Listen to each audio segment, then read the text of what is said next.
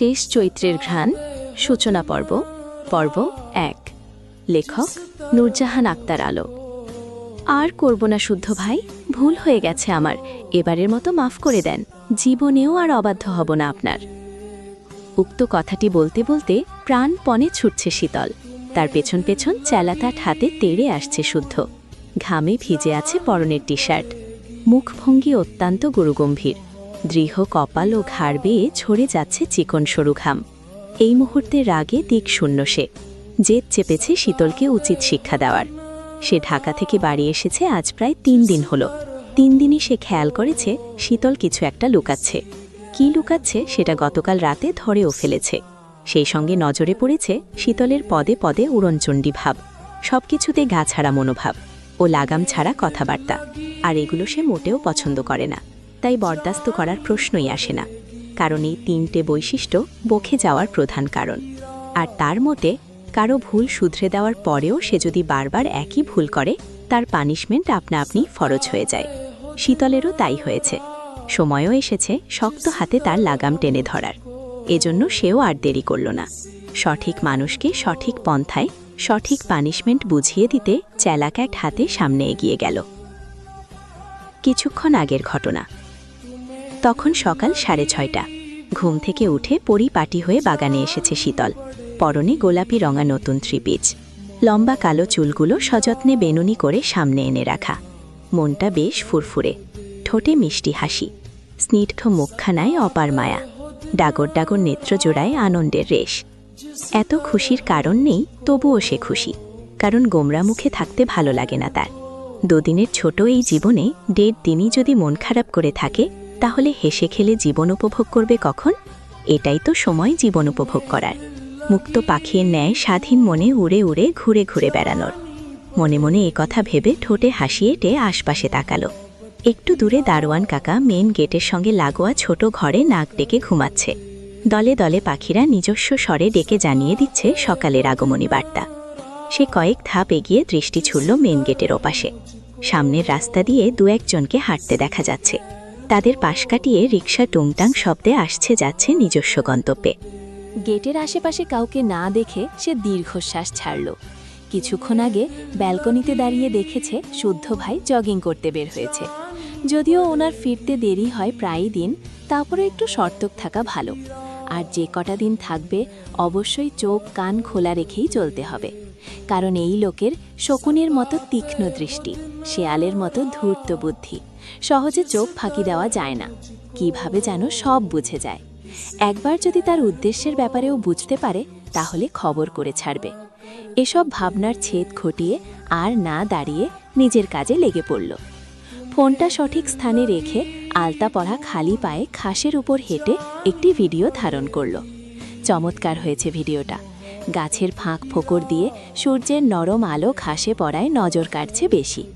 তাও একটু এডিট করে একটা হিন্দি গান লাগিয়ে নিলেই হবে। সকালের দিকে রান্নাঘরে তাড়া থাকায় বাড়ির গৃহিণীরাও বাগানের দিকে আসে না, আর ছোটরা 7টার পর ঘুম থেকে ওঠে। এই সুযোগে সে বাগানের ফুলের সঙ্গে গাছের সঙ্গে হেলান দিয়ে ঘাসের উপর বসে এক পোজে এক রকমের ভিডিও নিল। ভিডিওগুলো তার মনমতো হওয়ায় হাসি লেপ্টে রয়েছে অধর জুড়ে।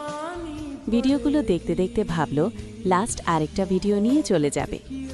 ঘড়ির কাঁটা তখন টিকটিক করে এগিয়ে যাচ্ছে 8-এর ঘরে। যমরাজের ফেরারও সময় হয়ে গেছে, তাই সে দ্রুত চুলের বিনুনি খুলে খোলা চুলে পোজ নিয়ে দাঁড়িয়ে সামনে তাকাতেই বরফের ন্যায় জমে গেল। তার থেকে কয়েক হাত দূরে ভ্রু কুঁচকে তাকিয়ে আছে শুদ্ধ ভাই। ওহ চা ধরে পড়ে গেল, এখন কি বলবে? সে উপায় না পেয়ে গাল ভর্তি হেসে বলল, হে হে, ভালো আছেন শুদ্ধ ভাই, জগিং সেরে ফিরলেন? তুই এখানে কি করছিস? এমনি হাঁটাহাঁটি করছিলাম আর কি। হাঁটতে গেলে পায়ে আলতা পরতে হয়? গরম লাগছিল। যা গরম, আলতা তো লাতেই পড়েছিলাম। শুদ্ধ আর একটা কথাও ব্যয় করল না, শুধু এদিক ওদিক তাকিয়ে কিছু একটা খুঁজতে লাগল। পেয়েও গেল কাঙ্ক্ষিত জিনিসটি। সে একটু গিয়ে অনুষ্ঠানের জন্য আনা চালাকাঠের স্তূপ থেকে তড়িৎ গতিতে চালাকাঠ হাতে তুলে নিল। শীতল ভয়ার্ত চোখে তাকালো, হাত দুটো থরথর করে কেঁপে উঠল। মস্তিষ্কও সংকেত পাঠালো, এর মতিগতি সুবিধা নয়, পালা শীতল পালা। অবস্থা বেগতিক বুঝে সে ফোনটা ফেলে প্রাণপণে দৌড়াতে শুরু করলো। আর মুখে বলতে লাগলো, আমি কিছু করিনি শুদ্ধ ভাই, ছেড়ে দেন, মরে যাব ওটা দিয়ে মারলে। সকাল সকাল মিথ্যা বলায় রাগে কোনো উত্তর করল না শুদ্ধ। তবে ওর মুখ দেখে মনে হলো ধরতে পারলে খবর আছে। এদিকে প্রত্যেক দিনের মতো ঘড়ির কাঁটা ৮-এর ঘরে পৌঁছানো মাত্র ব্রেকফাস্ট করতে বসেছে বাড়ির কর্তা ও তাদের সন্তানরা। সামনের চেয়ারেই বসেছেন শারাফাত, সাবান ও শাহাদত চৌধুরী। এরপরে সায়ন, শখ, সৃজন, সাম্মু ও স্বর্ণ। আরও 3টে চেয়ার ফাঁকা, সেখানে বসবে শুদ্ধ, শীতল আর শতরূপা। একটু পরেই শতরূপা চৌধুরীও এসে বসলেন। পেশায় তিনি আইনজীবী, উপশহরে থাকেন নিজস্ব ফ্ল্যাটে। একমাত্র ছেলে রুবাব কবির, পেশায় মেরিনার। বছরের একবার ছুটিতে আসে। বর্তমানে মাঝ সমুদ্রে থাকায় যোগাযোগ হয়নি কয়েকদিন যাবৎ। এখানে উনি মাঝে মাঝেই আসেন ভাই ভাবি, ভাইপু, ভাইজিদের সঙ্গে সময় কাটাতে। সবাই এসেছে, শুদ্ধ আর শীতল শুধু অনুপস্থিত। ওদেরকে ডাকতে স্বর্ণ কেবল উঠে দাঁড়াতেই বাইরে থেকে থরবর করে ছুটে আসতে দেখা গেল শীতলকে। শীতলের পেছনে শুদ্ধকে দেখে সকলেই হতবাক, বিশেষ করে তার হাতের মেহগনি গাছের মোটা চালাকাঠ দেখে। বিস্ময়ে খই হারিয়ে ফেলেছেন সকলে। এইটুকু মেয়েকে চালাকাঠ দিয়ে মারতে তেড়েছে, মারলে মেয়েটা বাঁচবে? কি এমন বড় অপরাধ করেছে চালাকাঠ দিয়ে মারতে হবে? তবে শুদ্ধ রেগে আছে দেখে সিতারা চৌধুরী আগে ছুটলেন ছেলেকে বাঁচাতে। চালাকাঠ দেখে বুঝতে বাকি নেই শীতল আবার কোনো কাণ্ড ঘটিয়েছে, নয়তো ছেলেটা হঠাৎ রাগল কেন। এখন যদি রাগের বশেই দুঘা বসিয়ে দেয় তখন কি হবে? ওই হাড়গিলে শরীরে শক্তমার হজম করতে পারবে? এদিকে ছুটতে ছুটতে হাঁপিয়ে গেছে শীতল, মুখ থুপকে পড়ে যাওয়ার উপক্রম। বড় মাকে আসতে দেখে ভরসা পেল। পায়ের গতি একটু শিথিল করা মাত্রই পায়ের পেশি বরাবর বাড়ি বসিয়ে দিয়ে দিল শুদ্ধ। বাড়িটা জোরে দিয়েছে বলার অপেক্ষা রাখে না। তীব্র যন্ত্রণায় সে পা ধরে ও মা গো বলে চিৎকার করে সেখানেই বসে পড়েছে। শুদ্ধ আর একটা বসানোর আগেই সিতারা চৌধুরী দ্রুত বেগে চালাকাঠ ধরে নিয়ে বললেন, ছেড়ে দে বাপ, কি করেছে মেয়েটা? এইটুকু বাচ্চা মেয়েকে চালাকাঠ দিয়ে কেউ মারে? মরে যাবে তো মেয়েটা। যাক, মরে যাক, এই রকম বেয়াদব থাকার চেয়ে না থাকাই ভালো। কিন্তু কি করেছে সে বলবি তো নাকি? সকাল সকাল ঘুম থেকে উঠে ডাকাতের মতো রুদ্ররুদ্ধ ধরলি কেন? হ্যাঁ। একথা বলতে বলতে উনি ছেলেকে একটু দূরে সরাতে চাইলেন, কিন্তু শক্তপোক্ত দেহের পুরুষালী দেহটাকে একটা পাও নড়াতে পারলেন না। সে এখনও তীক্ষ্ণ দৃষ্টিতে তাকিয়ে আছে শীতলের দিকে। এদিকে কাঁদতে কাঁদতে পেছন থেকে বড় মাকে জাপটে ধরেছে শীতল। মাত্র একটা বাড়ি খেয়ে হাও মাও করে কাঁদছে। চোখ মুখ লাল করে ভয়ে সিটিয়ে আছে বড় মার পেছনে। ফাটা বেগুনের মতো চুপসে গেছে এক বুক সাহস। শুদ্ধ রাগে ফুঁসছে, আরেকটা বাড়ি দেওয়ার জন্য হাত নিষ্পিস করছে, কিন্তু সিতারা চৌধুরী হাত ধরে থাকায় পারছে না। তাকে কাঁদতে দেখে শুদ্ধ আরেকটা দেওয়ার জন্য মাকে সরাতে গেলে শীতল কাঁদতে কাঁদতে বলল, আর করব না ভাইয়া, এবারের মতো মাফ করে দাও। আর করবি কিনা পরের হিসাব, এখন করলি কেন? বারণ করেছিলাম না? বলেছিলাম চৌধুরী নিবাসের মেয়েরা এত সস্তা না, সস্তা মেন্টালিটি দেখাতে চাইলে বাসার বাইরে বেরিয়ে যেতে বল, বলেছিলাম। শুদ্ধ থমকে কেঁপে খেয়ে শীতল বড় মাকে ধরে পরপর মাথা নাড়ালো, অর্থাৎ শুদ্ধ বারণ করেছিল। তাকে মাথা নাড়ানো দেখে শুদ্ধ মায়ের হাত ছাড়িয়ে সাইড থেকে আরেক ঘা বসালো শীতলের পিঠে। তখন শারাফাত চৌধুরী কয়েক ধাপ এগিয়ে গুরুগম্ভীর সুরে বললেন, বাড়ির মেয়ের গায়ে হাত তোলা এ কেমন বিহেভিয়ার শুদ্ধ? এর আগে বারণ করেছিলাম না তোমাকে? মেয়েরা বড় হচ্ছে, যখন তখন তাদের গায়ে হাত তুলবে না। বাড়ির মেয়েটা যদি অবাধ্য হয় শুধু মার কেন প্রয়োজন? গলায় ফাঁস দিয়ে সিলিংয়ে ঝুলিয়ে রাখব। বড় ভাইয়ের কথা শুনে শখ আর স্বর্ণ গুটিয়ে গেল। ভয়ে একে অপরের মুখ চাওয়াচাওয়ি করল, কারণ তারাও সদ্য প্রেমে মজেছে। একথা যদি শুদ্ধ জানে ওদের মেরে শুটকি করে রোদে শুকাতে দেবে। বেঁচে থাকলে অনেক প্রেম করা যাবে। ছেলের কথা শুনে শারাফাত চৌধুরী খুব বিরক্ত হলেন। তাচ্ছিল্যের নজরে তাকিয়ে রইলেন। এই ছেলেকে কিছু বলা না বলা দুটোই সমান। মুখ তো নয়, যেন ধারালো ব্লেড। যা বলবে কাট কাট উত্তর যেন প্রস্তুতি থাকে। তবুও তিনি দমে গেলেন না। ছেলেকে শাসিয়ে বললেন, সে যতই অন্যায় করুন সেসব দেখার জন্য আমরা আছি, তুমি কেন মারবে?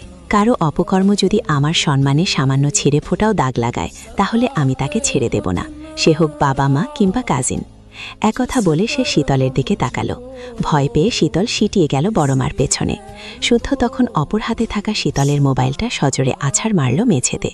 মোবাইলটা ভেঙে চুরে থান থান হয়ে ছিটিয়ে গেল চারদিকে। শখের মোবাইলের করুণ দশা দেখে শীতলের কান্নার গজি বাড়ল। কত কেঁদে কেঁদে ফোনটা কিনেছিল সে, অথচ এই বর্বর লোকটা ফোনের জান কবজ করে নিল। তখন শারাফাত চৌধুরী কিছু বলার আগে সাওয়ান চৌধুরী শুদ্ধকে জিজ্ঞাসা করল, কি করেছে শীতল? মারছিস কেন, বলবি তো নাকি? শুদ্ধ নিজের মুখে কিছু বলল না। বাধ্য হয়ে শীতলই ফোপাতে ফোপাতে বলল, ঠিক ঠিক ঠিক করেছি। তাকে অর্ধেক কথা লুকাতে দেখে শুদ্ধ ভ্রু বাঁকিয়ে তাকাতেই পুনরায় বলল, 4 দিন হলো একটা প্রেমও করছি। একথা শুনে উপস্থিত সকলের বিস্মিত নজর গিয়ে পড়ল শীতলের দিকে। বলে কি এই মেয়ে, মাথা ঠিক আছে এর? তখন শুদ্ধ স্বর্ণ আর শখের দিকে তাকিয়ে কড়া কণ্ঠে শুধালো, তোরা জানতি না? 2 বোন এবার ভয়ে গুটিয়ে গেল। ভয়ার্থের ছাপটা তাদের চেহারায় ফুটে উঠল। এ কথা তারা জানত। শীতলের পেট পাতলা, যেটাই করুক তাদের বলে দেয়। তাদের মুখ দেখে শুদ্ধ যা বোঝার বুঝে গেল। এরা 3 জনেই এক ঘাটের মাঝি। এদের খবরও তার জানা আছে। একজন প্রেম করে টিউশন টিচারের সঙ্গে, আরেকজন ইউনিভার্সিটির একই ডিপার্টমেন্টের ছেলের সঙ্গে। এই দুটোকেও একটা শিক্ষা না দিলে হবে না ভেবে ওদের দিকে তেড়ে গেলে সাওয়ান চৌধুরী থামালেন। 3 জনকে খুব বকলেন। মেজ বাবার বকা শুনে শখ, স্বর্ণ, শীতল মাথা নিচু করে দাঁড়িয়ে রইল। অতপর এদিকের পরিস্থিতি সামলে নাস্তার পর্ব শেষ করে যে যার যার কর্মক্ষেত্রের উদ্দেশ্যে বেরিয়ে পড়লেন। শারাফাত ও সাওয়ান চৌধুরী ওনাদের অফিসে চলে গেলেন। ওনারা নিজস্ব আলাদা আলাদা ব্যবসা দেখাশোনা করেন। শাহাদাত চৌধুরী আর্মি অফিসার, কিছুদিনের জন্য ছুটিতে এসেছেন, বর্তমানে আছেন চট্টগ্রামে।